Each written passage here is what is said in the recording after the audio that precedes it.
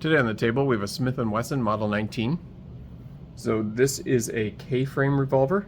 They started making these in 1957. So this is a 357 Magnum. This K-frame is somewhat smaller and lighter compared to the original N frames. And if you might remember those were on the Smith and Wesson Model 27. They also came in a stainless steel variant, a Model 19, which I've made a video about, and a Model 26, which I've also made a video about already. And the Model 66 was introduced in 1971. But they made this specific model from 1957 to 1999, and then they reintroduced them again in 2018, and then currently make them up until now. So I will just quickly show over. So it is, like I said, 357. It's a blue. This one's from around 1968. This is a 15-3, which I'll show you here. And it is still a pinned barrel, with the recessed cylinders, as you can see there. It is all original. It has its original walnut grips on it with the square butt on the bottom. It has a target hammer, which you can see here. And then I guess we can show it is a 6-shot 357. You can also put 38 special in it as well. And then it does have an adjustable rear sight like they all came with right there. And then just your standard front sight. So just some history about this. Actually, and a cool movie fact is Danny Glover carried this gun in Lethal Weapon. So this is the exact gun that, well, not the one he carried, but this is the model of gun that he carried in Lethal Weapon. So the 357 though, it is the oldest Magnum cartridge. So Smith and Wesson played a major part in developing, just had a huge success with that cartridge. But there was a firearms writer like Philip somebody, and he's really kind of credited for the development of it in the 30s, when police agencies, what they were doing is they were looking for a more powerful round back then. And I don't know what they shot. I assume they just shot a 38, but they wanted something, they had a 38 special, I think, back then, but they wanted something a little bit more powerful. So what happened is Smith and Wesson had an employee named Doug Wesson, which you guys are probably familiar with because Wesson makes pistols, or at least Dan Wesson does. I think that is Doug's father. Anyways, he agreed to produce a new revolver, that would handle these high-intensity 38 special loads, and that was in quotations.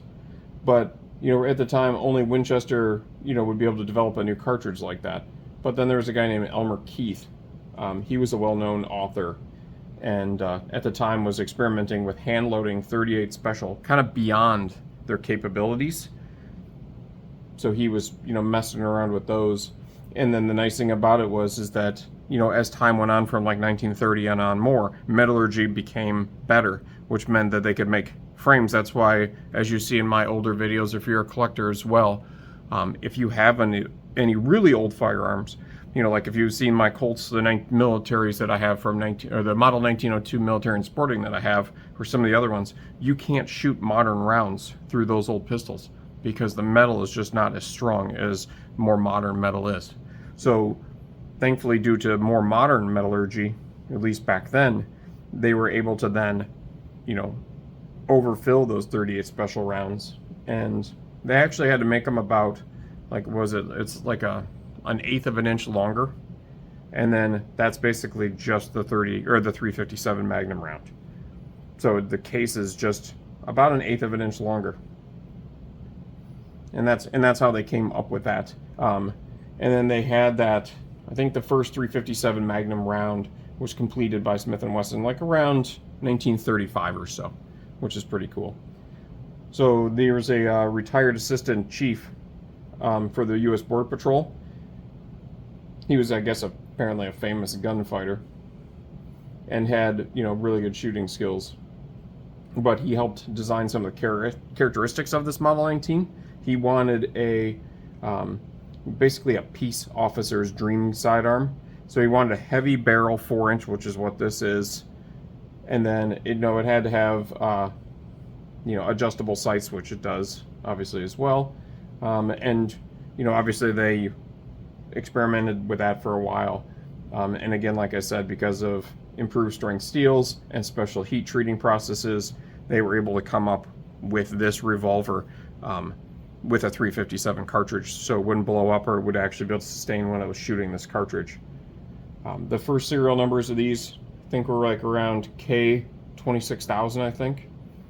Or at least that was I think those are the serial numbers that went to those initial Border Patrol, police departments, U.S. Immigration. Those are the, who were the main. It was standard issue for them to have one of these. So actually, that would be pretty cool to look, on different auctions to see if you could find ones that those guys had back in the day. That would be pretty slick to be able to find one. Maybe I will look for that. But then eventually, they stopped using them and they just went with a boring 40 caliber semi-automatic pistols after that. It would be really cool if they still had stuff like this. But anyways, the Model 19, it came in this blue, and it also came in a nickel, and then it had these walnut grips, or you can actually get some rubber combat grips with it as well. They all had the adjustable rear sight on it. They either had a full target or a semi-target hammer. This, I think, is a full target hammer based on the size of hammers compared to the others. And then obviously just your standard target trigger, or there was a combat trigger as well. But most of them have this ridged, as you can see here. Almost all of my old Smith and Wesson revolvers have this exact same hammer on them. There's one of them has a smooth hammer, but the rest of them are all this like ridged hammer that's really nice. They came in a 2.5 inch. There's a 3 inch, but that's only with the Model 66, kind of rare. And then there was a 4 and a 5 or 4 and a 6 inch in this blue. And they weigh about 30 ounces. Or 36 ounces, depending on which barrel length you have. So it's pretty cool. And then, like I said, this is the 19-3.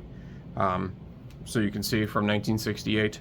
The 19-5, which I think is right around 1972, 1975, that is when they eliminated this pin barrel and these recessed cylinders here like this. So, but yeah, just super cool. Took me a while to find this one. As you can see, it's in basically perfect condition. There isn't even really any holster wear here at the end. It's fantastic, and it's just super cool. And if it fits in your hand, like I have medium-sized hands, and it fits in my hand really nice. So it's just a really, really cool revolver. If you have one, or if you have any questions, definitely let me know in the comments. Thanks again.